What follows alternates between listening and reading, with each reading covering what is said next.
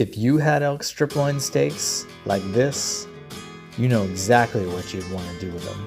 What am I going to do? You'll find out. Let's sear them top and bottom. Flame seared around the sides. Set these bad boys off to the side. Add a little bit of seasoning here and there. You know what to do.